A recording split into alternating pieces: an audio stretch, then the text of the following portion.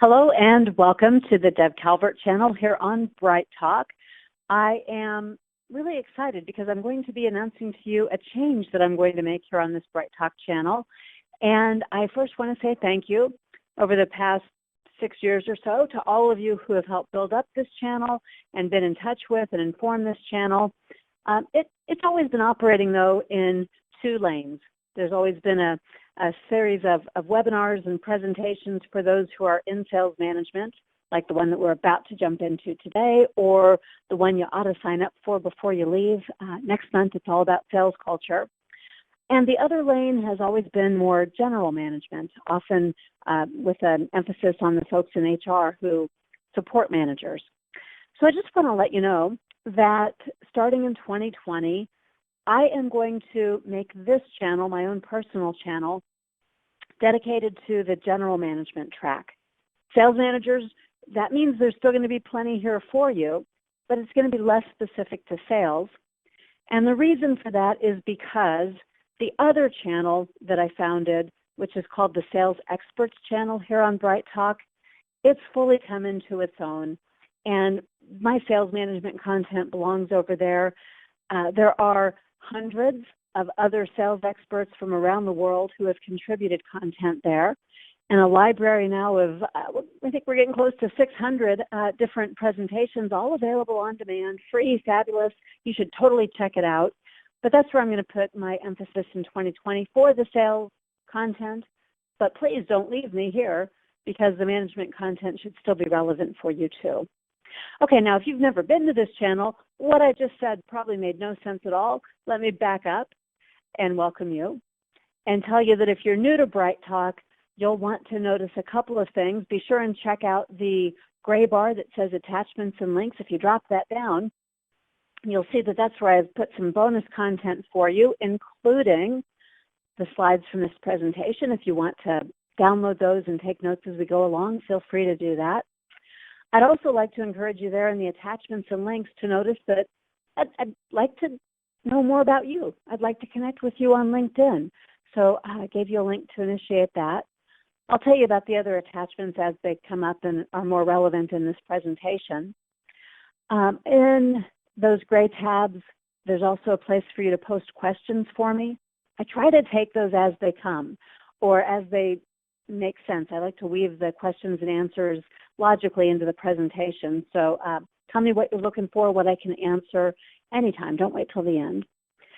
One thing you could do at the end for me, though, is give me a little feedback. There's a place where you can post a review, and your comments are helpful to me knowing what you'd like to see done differently.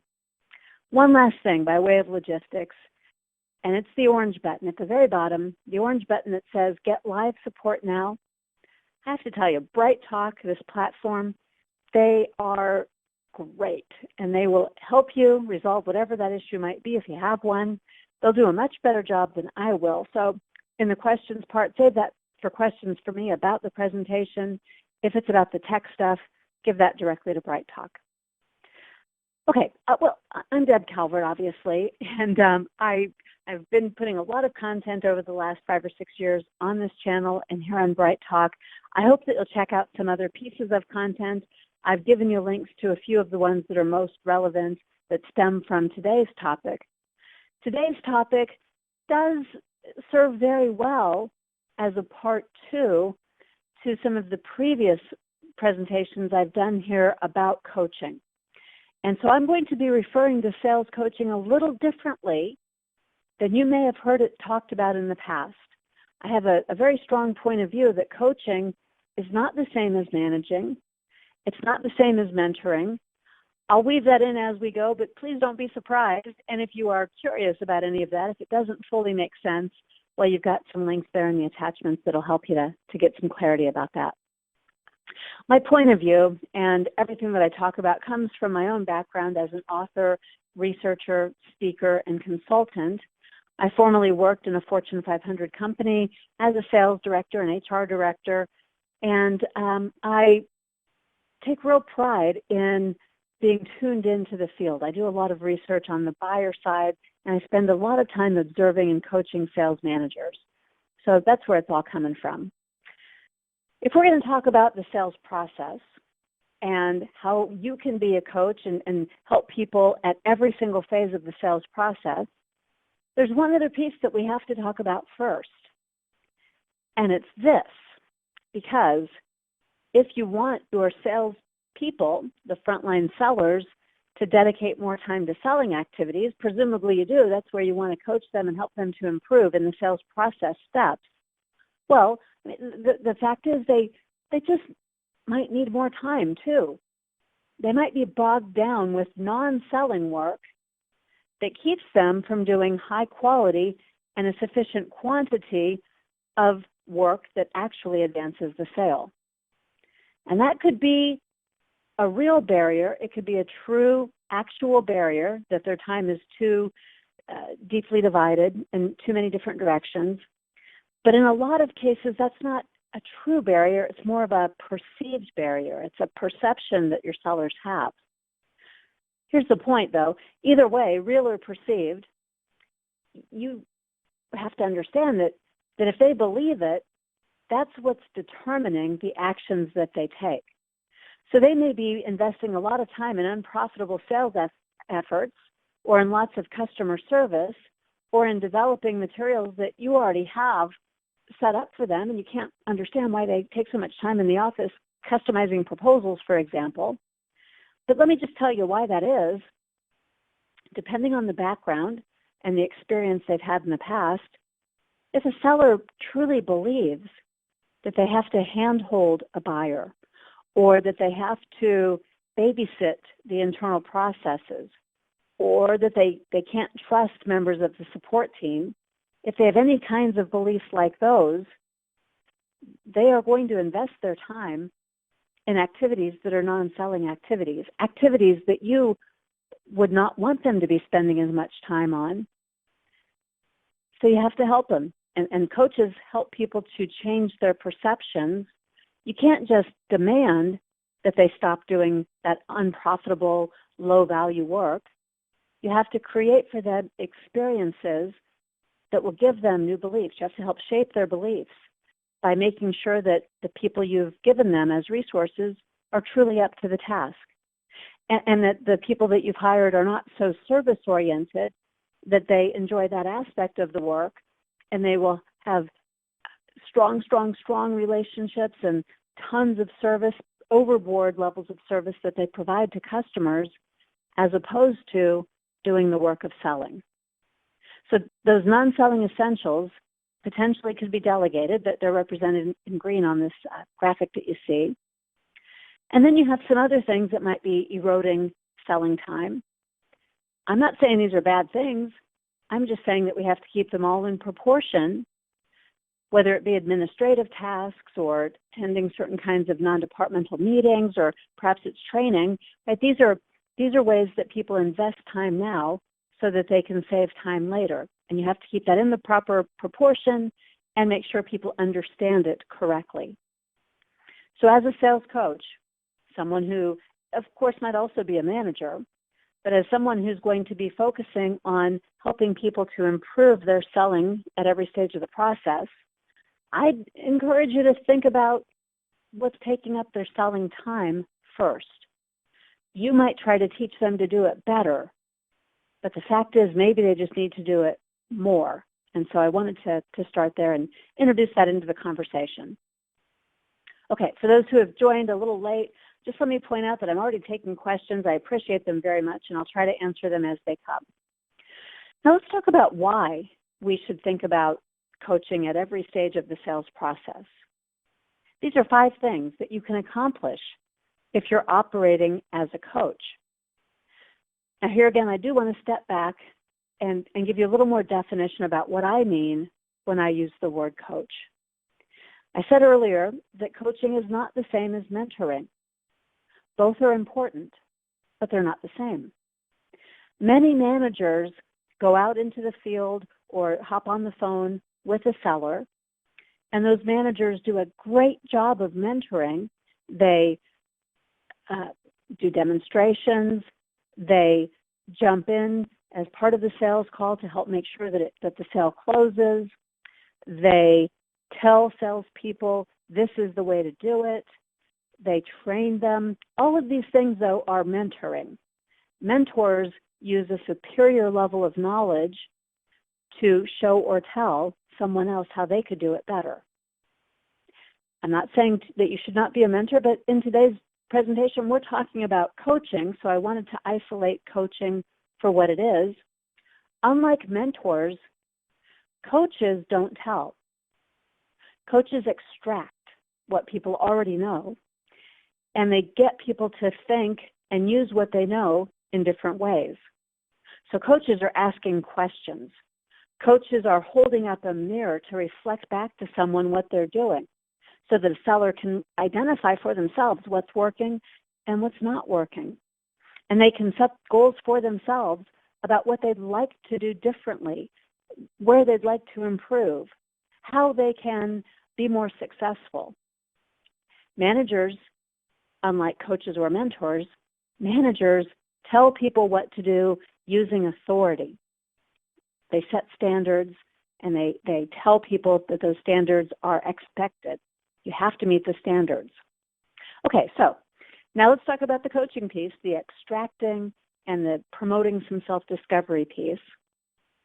As a coach, when it comes to whatever your activity standards might be, as a coach, you have the best opportunity for getting people to see things differently. Remember, managers tell people, these are the standards. You must do X number of calls per week, X number of advances per week, X number of proposals, whatever it might be. As a mentor, you would show someone, you would sit side by side with them and walk them through the steps. But as a coach, you'd be asking someone to set their own goals about those activity standards. So I see today you're at 5 and we ask for 7 per week. What are your plans for getting 2 more per week? What learning or development would you need to make that happen? What are the barriers that keep you from already being there? You give someone the autonomy and the ownership to create their own plans when you're a coach.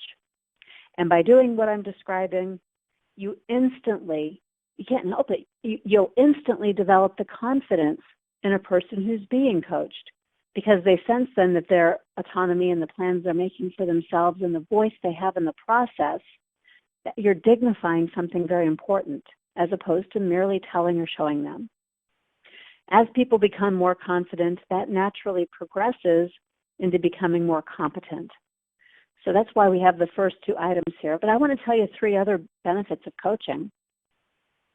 As a coach, when you go out on a sales call with somebody, you're not jumping in to save the sale. And I know that sounds mind-blowing. Like, we need every sale, so why wouldn't I close the sale or jump in when I need to? How could I possibly lose a sale? You would do it for 2 reasons. The first is that if you're closing the sales and doing the work for the seller, you're not building their confidence or competence. In fact, you're doing the opposite. You're conditioning them to think that you have to be there in order for the best outcomes. But also, if you're managing and mentoring and doing that work, you are really not that able to assess the seller's needs. You don't know what they really would do without you. If they're relying on you, if they're deferential and they're yielding the floor to you as a customer, you don't really have a sense of what they're capable of, and neither do they. So coaches are in a better position. They do more observing. They can better assess the needs of a seller. And when it comes to the development of people, coaching by far outpaces managing and mentoring. You will help people to develop faster, to be more invested in their own development, and to be hungry for additional learning and development in the future. And with all of that in mind, that's why there's a link to true coaching. The link between coaching and performance is much stronger. Every bit of research out there bears this out. A piece of research that I'm especially interested in because it's a long-term longitudinal study. It's called the Manchester study. And it says that when you do the kind of coaching I'm describing, you'll see sales performance that's 5.7 times a return on your investment. For every hour that you spend, for all the dollars that you invest, you're going to see a huge return on investment. And then there are other studies. You'll find them in these other webinars that I've posted here for you in the attachments. Other studies that say, hey, look, if you just put 10 hours a week into coaching, you're going to see 15% increase in your revenue attainment to goal. So lots of studies about this topic. I'm giving you a high-level gloss over of it, but I say all of this because I just want you to have context before we get into process. So that's the kind of coach you want to be. And when you're that kind of a coach, the kind of coach who's thinking about developing people, thinking about holding up the mirror for self-reflection, promoting self-discovery, asking questions, not doing as much telling, but doing a lot more asking. For that to happen, there are some certain kinds of skills that you need. And there are skills you probably already have, skills that were also valuable to you as a salesperson, but your best option is to modify those and to apply them in a little different way, which is why I have a whole webinar on that topic, and it's also there in the attachments for you. It's called How to Turn Your Selling Skills into Sales Coaching Skills. One of the primary skills, I won't go through that whole webinar again, I just want to give you a taste of it. One of the primary skills for coaches is that they plan what's going to be happening in terms of the learning for the person being coached. So you plan before the sales call. Let's say it's going to be a four-legged call, in field or on the phone, doesn't matter, but you're going to be there on the call. And you're going to plan, what's your role? Are you coach right now, or are you coming in as mentor and manager? And what's the objective? The salesperson who's leading this call, what is their objective? Is it to gather information? Is it to conduct a demo? Is it to close the sale? What's the primary objective? That's what you can then observe for and measure against as a coach. And before you get to the sales call, because you're planning, you can equip the seller for more success. That might mean running through a role play. It might mean asking the questions like, what are your thoughts about? And what will you do if? And since you've heard this objection, how are you planning to address that in this sales call? So you're giving some practice opportunities. The coaching contract is where you tell the seller what you will and what you won't do on the sales call. So there's no confusion. It doesn't have to be awkward. I'm almost always a coach when I'm in field with sellers, and so I tell them up front, I'm not going to say anything. In fact, you can just introduce me as an observer. Your customer probably will think I'm just there to learn about how I could be a salesperson too, and that's fine. I'm just taking notes. I'm observing. I tell people this up front. I also tell them what's going to happen after the sales call because I'm taking notes. We're going to talk about the sales call. It's like a play-by-play, watching the game film after the game so that you can see it a little bit differently. I frame it up, and we have this little mini contract. It's not written out. It's not formal, but it's just a mutual understanding that we have. When the sales call is over and we're talking about it, my focus as a coach is on the desired outcomes, the goals that the salesperson set ahead of time. If they said they wanted to work on overcoming objections and that this sales call was primarily for the purpose of practicing that and working through a sticky objection with a customer, well, that's where my coaching focus is. I'm not going to be all over the board trying to give them every piece of feedback about every single thing I observed. Nobody can really take in that much information. So we plan this ahead of time, and I am prepared them to deliver feedback that will help them to reach the learning goal that they set. See, coaches, it's about coaching for development. It really is all about this future focus. It's about giving them a springboard to think about doing things differently. Now, I've really described a lot of stuff in theory so far to catch you up with some previous webinars. But now we're going to get practical.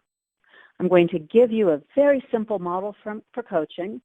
It comes from actually the person who first pioneered business-type coaching. And I'm going to give that to you, and then I'm going to walk you through how to use it, the specific things you could do in every step of the sales process. So here's the model from Sir John Whitmore. The Grow coaching model goes like this. When I'm in coaching mode, not manager, not mentor, when it makes sense for there to be a learning objective, when I want to promote self-discovery, when I want the seller to be heavily invested in setting their own growth goal, this is the process that I use. I use 4 different types of questions. They always go in exactly this order. They form the acronym GROW. And the G in the GROW coaching model, it stands for goals. So you'll be asking questions to understand what it is that that seller wants to achieve, not what you want them to achieve. If you already have something that's a goal that you're setting for them, well, that's not coaching at all. This is a model that would be a little silly to use. It's perfectly fine to put on your manager hat and say, my expectation is. That's different, though, from a learning goal that you also want the seller to have. The two fit together. If your expectation is that every single salesperson make their revenue quota 10 out of 12 months in the year, and that's the performance metric, then you just say that. As a manager, you tell people. As a mentor, you tell stories about how you did that, and you show people some techniques that could be useful. As a coach, though, when it comes to goals, you might say something like, of course, as we all know, everyone here has to make their revenue goal 10 out of 12 months in a year. Now, I'd like to know about your goals for learning and developing so that you're certain to reach that expectation. What is it that you'd like to be working on to shore up your skills in order to attain what we all expect? What's your goal for development? Okay, so here, you're giving the salesperson an opportunity to express what they need to learn and to have ownership of it. You're not telling them. They're coming up with it on their own. And you'll probably ask a few more questions, still here in the goal part of the coaching model. You'll ask a few more questions to put some substance around that goal. If they say, I want to get better at prospecting and new business development, well, you know, that's pretty unstructured. It's pretty subjective. So you'd ask the drill down questions. Well, what is it that to you represents being better at new business development? What kind of metrics do you want to put around that? What sort of volume? How will you know when you're better? You want to crisp up this goal until they're saying something more like, I want to get to a point where I can open 5 new sales relationships a week. I want to be able to make 10 additional outbound calls per day. Right? Get something concrete in this part of the goal. And when you have that, it's time to move into the R. In a GROW coaching model, R stands for the reality of the current situation.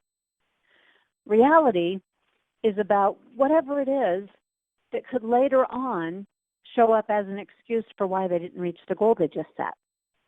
So we're going to address it here and now. We're going to make sure that it's in the conversation. We're not ostriches putting our heads in the sand. We're bringing this all out into the open. So if the goal had been, I want to make 5 new relationships, I want to open 5 new sales opportunities per week, now we're going to talk about the reality. Still you as coach asking questions like, well, what's holding you back now from having already done that? Or what potentially could get in the way? What are some barriers that you see in the future? And you get those reality checks out onto the table so that you are able to proactively address them. They aren't going to show up later as excuses. When we know what the perceptions and realities are, things that might hold your sales professional back, then it's time to brainstorm the options. You see, despite those potential barriers, the goal still exists. So let's work on some options to work through those barriers. So let's say they tell you, I don't have time, I don't have confidence, I don't have good leads. 3 barriers. You would say, for each one of those, what is it that you need? Let's just brainstorm. What is it that you need to get higher quality leads? If they're not coming from marketing, what are some other resources for them? What do you see your colleagues doing? What have you done in other places? Wide open, magic wand, imagination time. What would it look like if things were perfect and you had all the leads you could possibly manage? You're getting them to brainstorm options. For any barriers they gave you, you need those options. You need them all on the table. If they're a bit resistant at first, don't succumb and start managing. Don't jump into a mode that's not coaching and start telling them what to do.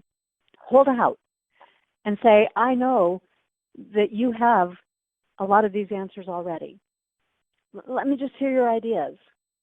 See, the point as a coach is to get them talking, to get them brainstorming, to get them independently, proactively addressing their own barriers.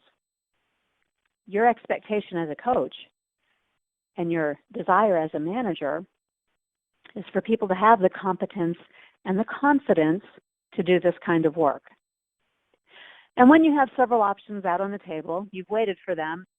By the way, the more you do this, the easier it gets because people know you're not going to succumb to some other method that you could use. But people will start really, really engaging. They like to be engaged in this way. And when they know that you're serious about opening it up for them, they'll do this more readily. So when there are a lot of options on the table, you've now made your way through the GRO. The W in the GROW coaching model is an action plan. It stands for what's next. You would say something like, okay, I hear 3 good options there. Which one will you be starting with? What's your time frame? When are you going to report back to me about that? Where will you be starting and when? Who else do you need to be involved? You're asking the questions that cause your seller to nail down an actual action plan. And because it's their own, they're going to have a high degree of ownership. They're going to be really accountable to it. And that means they're more likely to do it than if you just told them to do it. Okay, now I'm just going to give you some process steps in the sales process. I use a 5-step process because it's very generic, and it goes open, assess, propose, address, close. Essentially, those are the 5 things, no matter what you call them in your organization. That's what I do, but I also want to talk about, we'll add a 5th one, or a 6th one rather, which is about what to do after the sales call. And what I'm intending to show you here is I'm going to show you a potential behavior within that sales process. And then I'm going to show you questions that you could use for the goal, the reality, the options, and the what's next. What I'm giving you, in essence, is a starting point. No matter what it is that might be a necessity, a goal that's necessary for your salesperson to set, I'm giving you some starter questions so that you can begin coaching. They aren't the only questions, and conversationally, there are going to be some follow-up questions depending on what you hear as a response. But if you've got some starter questions like these, well, I promise you, you can go out and do this tomorrow. So let me show you the 6 steps. The way I broke them out here, you'll break them out however it is appropriate to the work you do. But when it comes to opening the sale, opening a call, even a cold call, you might have a behavior that you prescribe in your organization. As a mentor, maybe you tell people, I find that it's really effective to research a prospect before picking up the phone and calling. At least look at them on LinkedIn to see what kinds of things you might have in common or who else you might know in common. Or look at the website and find out what the values of the organization are. Or read the executive page of the annual report to see what kinds of things the company is currently focused on. Okay? Maybe you prescribe some pre-call research before people pick up the phone. So then let's say that someone comes to you or you go to them and they're having trouble. They're not doing enough of this prospecting work, and you'd like them to set a goal.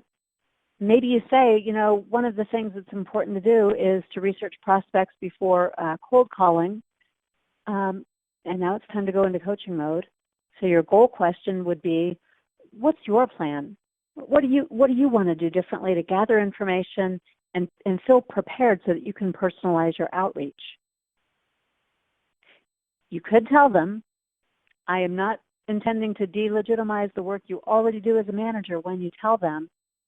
You could show them, you could offer advice as a mentor, but when managing and mentoring aren't getting the job done, I want you to have this facility too as a coach to ask questions. We do know from research that coaching moves the needle further and faster, but that means that you sometimes are still going to manage, sometimes you'll mentor, and developing this new skill as a coach will give you some additional options. Okay, so then they tell you, here's what I want to do to gather information. Here's my goal. I'm going to do X, Y, Z. And you ask some questions to nail it down. Okay, well, what do you need then? If to do all that you're describing, how are you going to free up that time? What is your process going to be? What's the discipline you'll put in place? And why isn't that already there? Help me understand what you need. Address all of the potential objections or excuses that could come later by bringing that onto the table first. And then let's talk about the options. All right, I hear you. You've got some obstacles. You've got some challenges. So let's brainstorm about ways you could still get that done. Despite those challenges, what are some ways that you could work through that and get accomplished the goal that you just told me you wanted to accomplish? And then we've got to get to an action plan. So in this case, you could say, okay, of those options, what are you going to start with first? What's your first daily practice that you're going to implement? And voila, you've got 4 questions, 4 types of questions that take you right through the Grow coaching model when it comes to opening up the call. Now, maybe it's the discovery process. You heard me say my sales process is open, assess. That's basically discovery. It includes qualifying. We're going to assess the needs.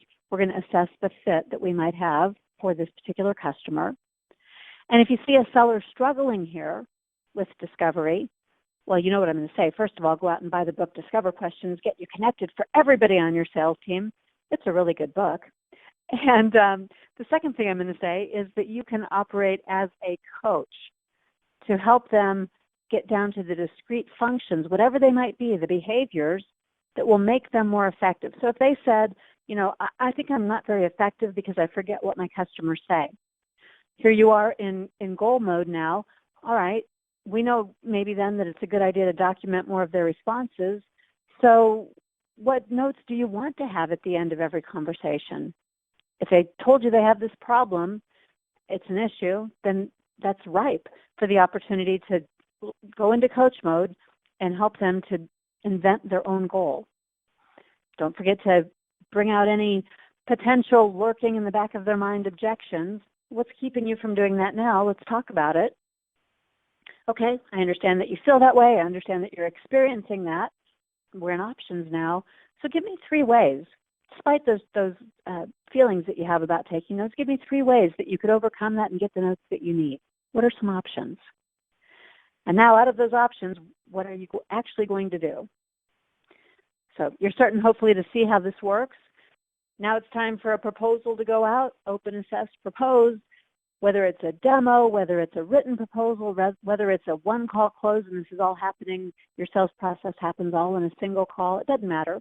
If this is where your salesperson is struggling, if this is where they are setting goals for themselves, these are the kinds of questions that you could use to get some thoughts stimulated and some interest generated, and to get your salesperson having that accountability and that ownership.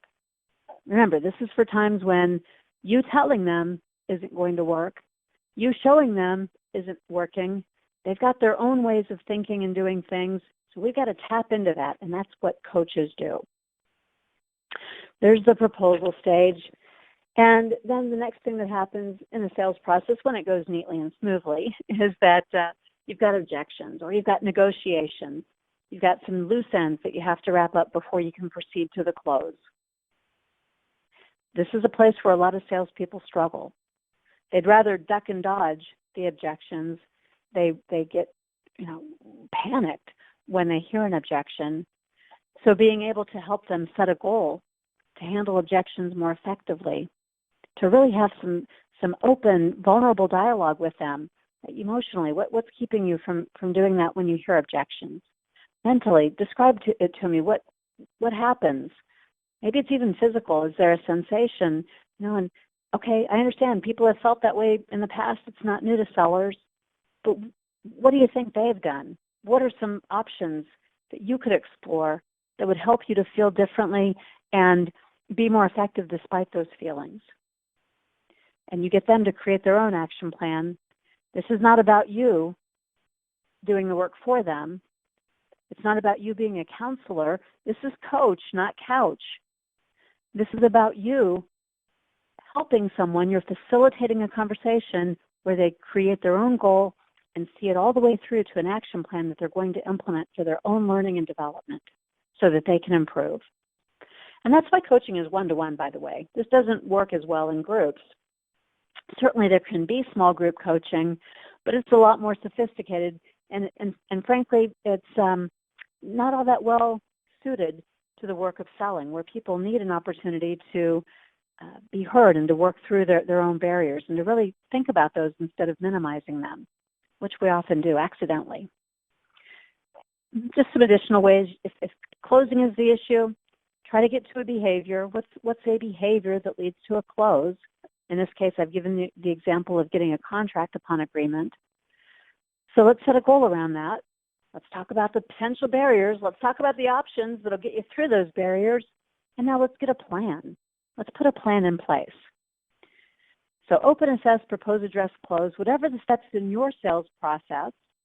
You put your own words on them, but you'll see here that there are questions you can use all the way throughout, including afterwards. If you're wanting relationships to be managed by your sellers, or if you want your sellers to be able to get referrals, or if you want your support team to be doing some of that work and you'd like to also be coaching them, here are some grow coaching questions for that follow-up, for what happens after the sale is closed. Okay, I've answered a couple questions along the way, but I wanted to leave time here at the end in case there are any additional ones, and you'll go ahead and type those into me now while I'm telling you what you could also be doing, because I have given you a lot of information, because coaching is not the same as most people think it is, and because it isn't demonstrated all that often in the work of selling.